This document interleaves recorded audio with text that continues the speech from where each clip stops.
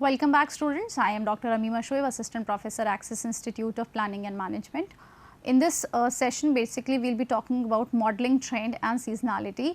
Since we are on the topic of forecasting sales, so there are various other concepts that we need to understand that are being considered that we while forecasting sales, that is the trend and the seasonality.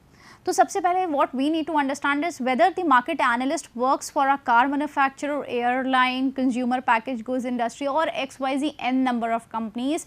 Their task is just to forecast sales for their company's product.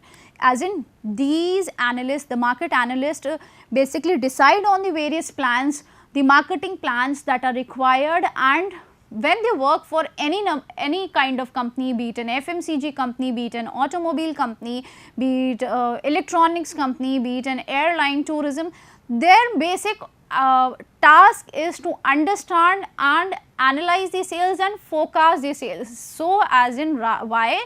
Just because they need to basically frame or develop the marketing plan according to that forecast, and that forecast aspects, whatever the results that are being taken out, the plan for the future course of actions are basically decided on the basis of those forecast numbers or the sales numbers that is being predicted by the department. Whatever the product it is, XYZ, the nature of the product, it is basically very important to understand the trends. Why? Because we need to find out either upward or downward and what are the seasonal aspects of the product.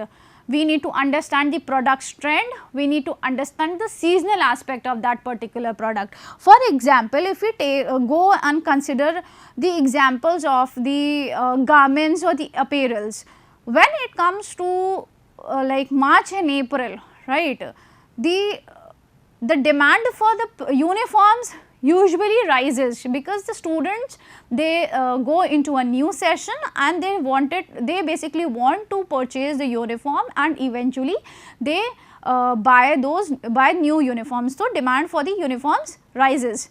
Again, coming to October, November, December, the festive seasons that comes up, there also the demands for the product changes because there the season is of what? The season is festive seasons. So, we need to understand these aspects, and at this seasonality how the product sales fluctuate, this is to be considered. What we would be doing is we will be understanding moving averages to smooth data and eliminate seasonality. A moving average is nothing but a statistics that captures the average change in data series over time.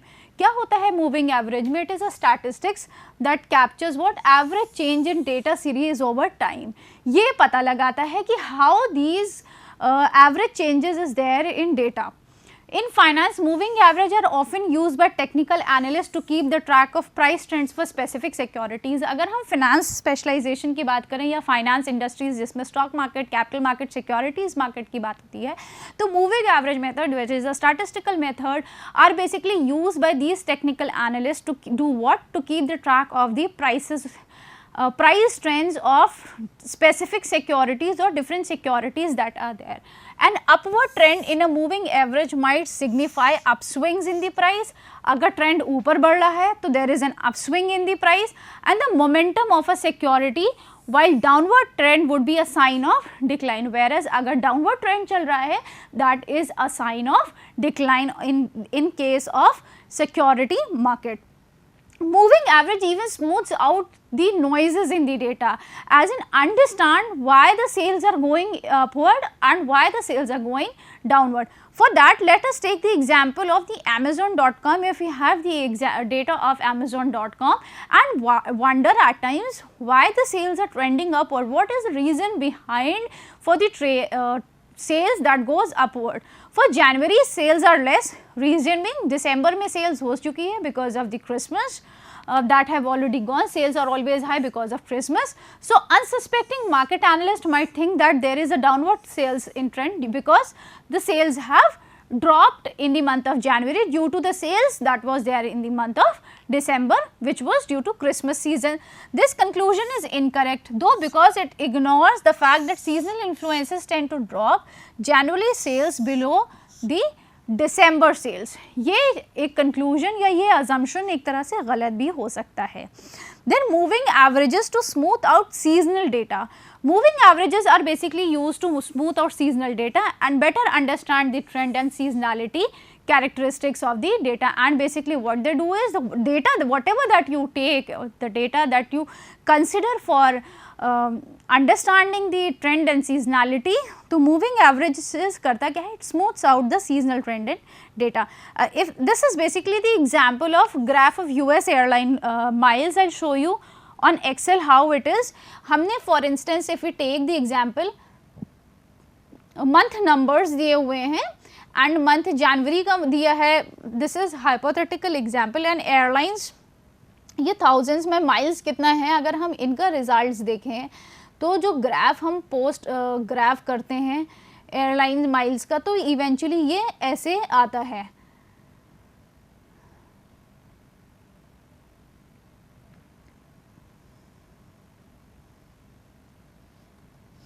To further understand basically the concept of moving average, let's look at the example of US airlines miles. Due to the seasonality, primarily because people travel more in summers, miles as in distance usually increases during summers and then decrease during the winters. अगर for instance जनवरी, फरवरी, मार्च, अप्रैल का data देखें and as compared to the data that is जुलाई, अगस्त, आप देख सकते हो इसमें here the value is in 3s, here the value is in 4th, and eventually it is again changing. 2009 में 4 है, then it dropped in winters again in 2010. How the values have changed in June, July, August and September eventually. This makes it difficult to ascertain the trend in airline travel. क्योंकि हम fluctuations, we are seeing the fluctuations, so what it happens, it basically is difficult to ascertain the trend in the airline travel. Graphing the moving average line and helps to better understand the trend. अब 12-month moving average, for example, graphs the average of the current month's mile and the last 11 months. जब हम moving average use कर रहे हैं, graph कर रहे हैं, तो 12 महीने का करता है वो basically, and the average of the current month miles and the last 11 months. Because the moving average smooths out noise in the data, a 12th month moving average is to eliminate the influence of seasonality. तो ये क्या करते हैं moving average, since it tries to smooth out the data if there are various fluctuations, so what it happens, it basically reduces the seasonality. This is because a 12th month moving average includes one data point for each month. एक data point includes one data points for each month.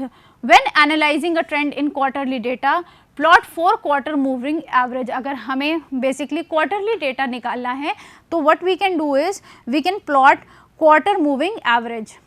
Now let's understand additive model with trends and seasonality. Additive model में क्या है, एक equation है जो कि हम basically consider करेंगे and then we'll be using it to forecast. When predicting product sales, the following additive model is often used to estimate the trend and seasonal influence of on sales.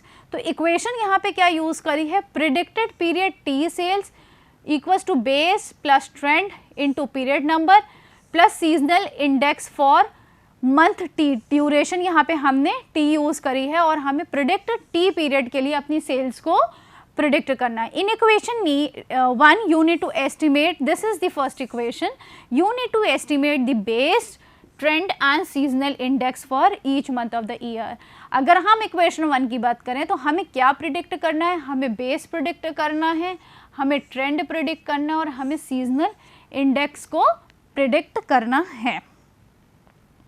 तो base क्या होता है, base is the best estimate of the level without seasonality of the monthly airline miles at the beginning of the observed time period. क्या होता है, best estimate of the level of monthly airline lines. यहाँ पे क्या चीज़ included है, यहाँ पे विदाउट सीजनलिटी या सीजनल फ्लक्चुएशंस नहीं इंक्लूडेड है. Then trend is the best estimate of the monthly rate of increase in airline miles travelled. A trend of 5 would mean that the level of airline travel is increasing at a rate of 5 billion miles per month. This is how it goes in trend. Then understanding seasonal index. Each month of the year has seasonal index to reflect if travel during the month. Tends to be higher और lower than the average. जब हम seasonal index की बात कर रहे हैं, it basically reflects what, it reflects the travel during the months that tends to be higher और the lower than the average.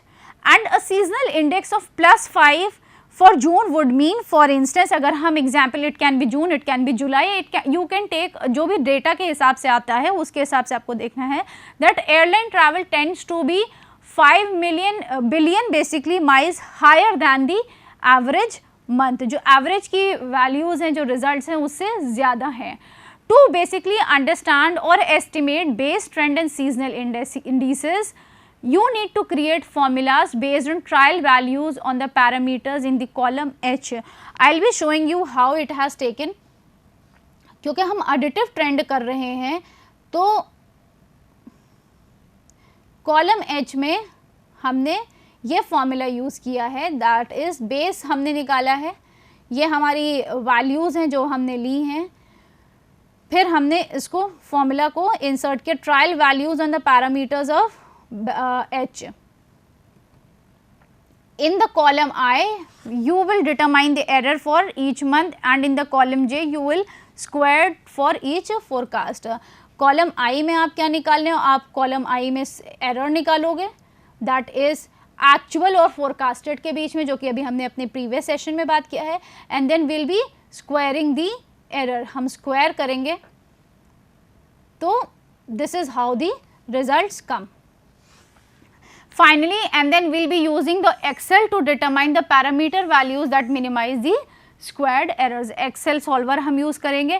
To execute this estimation process, the following steps are performed. तो सबसे पहले हमने क्या किया है, base and trade B2 and B3 को हमने सेल को नेम किया है, बेस B2 को हमने बेस ऐड दिया है, ठीक है, और उसके बाद हमने B3 को ट्रेंड ऐड की वैल्यूज़ हमने ली हैं. These are basically the values of the base and trends that is being used.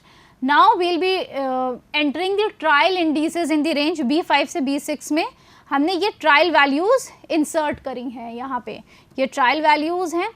And B18 में सबसे पहले क्या यूज़ किया है, एवरेज हमने निकाला है इनका. जब हमने इनका एवरेज निकाला तो हमारा रिजल्ट 0 आ रहा है यहाँ पे. Indices is average to 0. Now what we will be doing is, जो हम फॉर्मूला है इसको हम बेसिकली कॉपी करेंगे for forecasting the sales of the month. अब यहाँ पे हम किसमें, H9 to H12, ये देखिए, this is what we have use. Base add हमारा ये है, प्लस ट्रेंड हमने यूज़ किया है, इंटू D9 में हमारा ये नंबर ऑफ मंथ्स हैं, किस हिसाब से है. वी लुकअप में हमने ये दो वैल्यूज़ लिए हैं, तो कि हमने वर्टिकल लुकअप लिया था. F9 में हमने क्या यूज़ किया है, ये मंथ्स के हिसाब से कितने रिजल्ट्स हैं. एंड देन A5:B16 जो हमारी रिजल्ट्स हैं उधर से, उसको हमने करके, एंड 2 कॉलम्स को since we have considered. This is how we have forecasted our sales. हमने फोरकास्ट ऐसे करा है. देन हमने फोरकास्ट एरर निकाला था, कि जैसे कि बताया था कि हमने फोरकास्ट लिया था, जो हमारे रिजल्ट्स निकल के आए थे, और जो हमने एक्चुअल लिया था. जब हम उसको मंथ को माइनस करेंगे इसको ऐसे, तो what we get is forecast error. This is how basically we get the forecast error. We will be subtracting the actual with the forecasted value. Then we'll be squaring up the errors by this formula, that is, इसको हम whole to the power 2 कर देंगे to get the month squared. और हर महीने में कितना error, मतलब कि डिफरेंसेस आ रहे हैं. Then we'll get the formula of sum of squared errors. जब sum of squared errors निकालेंगे तो ये हमारा ये निकल के आएगा. ये हमने अपना सम ऑफ दी स्क्वायर एरर लिया है, यानी कि जो हमारा स्क्वायर एरर आया है इसको जब हम सम करते हैं तो जो हमारे रिजल्ट्स आ रहे हैं that is 4.925. Now we will be using this solver basically, जिसमें हम कंस्ट्रेंट में average of seasonal indices would be equal to 0. Will be do not check the non negative boxes because of the seasonal indices must be negative.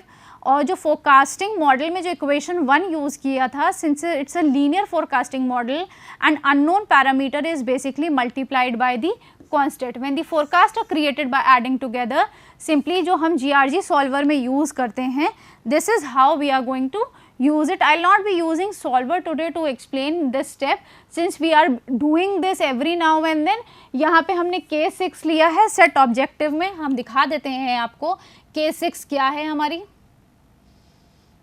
ये है हमारा case 6 that is sum of squared error जो हमारा है, इसी को हमने अपना सेट ऑब्जेक्टिव में लिया है.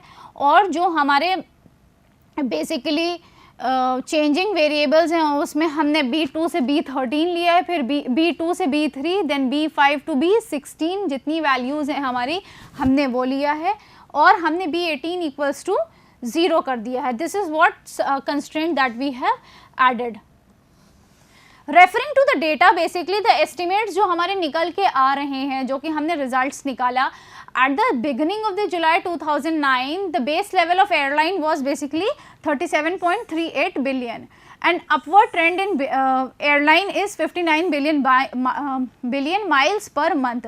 The busiest month was basically 6.29 July, which was 6.29 billion miles per month, which was actually above the average, and the slowest month was basically that came out was the February, which was below the 6.62, which was the below the average. Now we will be using RSQ to basically this explains हमें क्या निकलता है 98.9% of the variation in the miles that is being travelled in K4 basic. ये देख लीजिए यहाँ पे standard errors की बात हो रही है, ये स्टैंडर्ड डेविएशन निकल कर रहा है. RSQ जो हमने लिया है वो RSQ निकाला है और हमने ऐसे रिजल्ट्स निकाले हैं. And then standard deviation of the errors निकाला of 989 billion with the formula जो हमने फॉर्मूला लिया था I9 से I42 तक के. What we basically expect is that 95% of the predictions to be accurate between 2 into 0.386 that is 0.772 billion miles. Looking at the column I, there are basically the no outliers that are being found. अगर हम I की column की बात करें, ये वाले column की, अगर हम इसको स्क्रॉल डाउन करते हैं कोई भी आउटलायर हमको नहीं मिल रहा है. Now we would be understanding the multiplicative model with the trend and seasonality. When predicting basically the product sales, now we would be using the multiplicative model that is being used to estimate the trend and the seasonal influence of the sale. यहाँ पे क्या करना है, predicted period T sales, ये हमारा equation 2 है, equation 1 हमारा अलग था, इक्वेशन 2 है. यहाँ पे बेस हमें पता लगाना है इनटू ट्रेंड T और seasonal index for month. So as in the additive model, you need to estimate the base trend and seasonal indices. Now in equation 2, what we would be doing is the trend and seasonal indicators have different meaning than the additive model. यहाँ पे दोनों के थोड़े से different meaning है. तो trend क्या है, ट्रेंड यहाँ पे बेसिकली क्या एक्सप्लेन करता है जो कि इक्वेशन 1 में अलग थी और इक्वेशन 2 में अलग है. The trend represents the percentage monthly increase in the level of the airlines miles. Trend पिछले वाले में मंथली चेंजेस बता रहा था, अब यहाँ पे परसेंटेज ऑफ मंथली इग्नोर कर रहा था, सॉरी, यहाँ पे percentage of monthly increase in the level of airlines miles है. Now for example, a trend value of 1.03 means that monthly travel in air is increasing by 3% per month, and trend value of 0.95 means monthly air travel is decreasing at a 5% per month. This is what exactly trend means when it comes to equation 2 in multiplicative model of trend and seasonality. If per period growth is independent of the current sales value, यानी कि अगर पर period growth किसी के ऊपर dependent नहीं है, वो इवेंचुअली किसी फैक्टर से डिटरमाइन नहीं हो रही है, the additive model will probably outperform the predictive multiplicative trend model. On the other hand, if period growth is increasing function of current sales, किसी वजह से करंट सेल्स बढ़ रही है, then multiplicative trend model will probably outperform the additive model. तो both the reasons, both aspects में बता दिया गया है कि किस केस में मल्टीप्लिकेटिव मॉडल आउट परफॉर्म करेगा और किस केस में एडिटिव मॉडल आउट परफॉर्म करेगा. Now coming to seasonal index. So seasonal index for a month now basically represent the percentage of which airline travel for the month is above और below the average. यहाँ पे क्या हो रहा है, percentage of airline travel, कितनी percentage of airline या miles जा रहा है विच इज बिलो और above the month average. Now for example a simple index of July का है 1.16 which means 16% more of air travel than the average month. यहाँ पे 16% मोर हुआ है। Where seasonal index for February that is 0.83, तो मतलब कि February has less has 17% less than the average travel month. Of course यहाँ पे क्या है, मल्टीप्लिकेटिव सीजनल इंडिसेस मस्ट का एवरेज जो होना चाहिए it should be equal to 1. This is the month with the average sales. This can be basically due to the average sales which is indicated by the seasonal index exceeding the value 1, जो कि should be according average should be 1 and below the average sales are indicated by seasonal index should be less than 1. जब हम formula को use करते हैं या जो हमारा एडिटिव मॉडल को हमने यूज़ किया था in the additive model with the exceptions of monthly forecast, क्योंकि वहाँ पे मंथली फोरकास्टिंग नहीं इंक्लूड हो रहा था. Now when improving and putting this value equation 2 में जब हम वैल्यू पुट अप कर रहे हैं that is base equals to trend into D9 we look up. जब हम फोरकास्ट करके रिजल्ट्स निकालेंगे तो what we get is if through this I'll show you even in the Excel. यहाँ पे ये हमारी फोरकास्टेड वैल्यूज सारी आ गई हैं. ये हमने बेस लिया था, ये हमने ट्रेंड लिया था, ये हमारी वैल्यूज थी. जो एवरेज हमने निकाला था अपने ट्रायल वैल्यूज का that was around 0.99 which was equal to 1.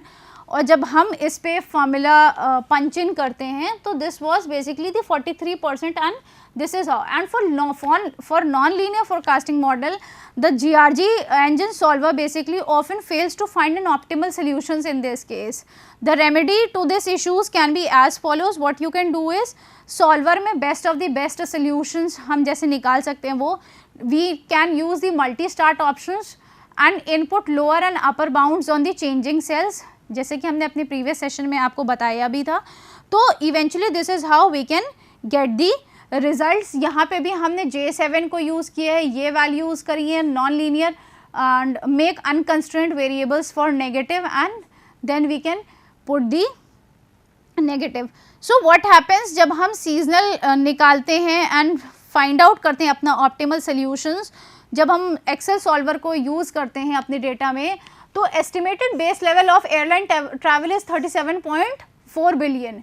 What we can do is we can estimate airline increase at a rate of 0.15% per month or 0.110 which can -1 that is the average जो निकल के आया था which is equal to 1.8% per year. ठीक है. The busiest month for the airlines is July and when the miles are traveled 16% above the average, and the least busy month is February where the traveled average is below 17%. Now natural questions that come up like when understanding the predictive model and the multiplicative model, which should be used to predict airlines for future months. अगर हमें airlines का miles पता लगाना है तो कौन सा हमें यूज़ करना चाहिए? Just because the additive model has a lower standard deviation of residuals, you should use additive model to forecast the future airline travels miles traveled. And जैसे कि equations में हमने अपने दोनों equations को use किया था, you can use seasonality and trend to predict sales by following this equation, and you can use the following equation to predict the sales of the month. This was the equation 2. I believe I have tried to explain you how multiplicative and additive model that can be used to predict the sales and even airlines में जब airlines travel की बात हो रही है या even for car companies that are using the travels can use this to understand what is basically the behavior and किस में सबसे ज़्यादा travel हो रहा है. Thank you so much.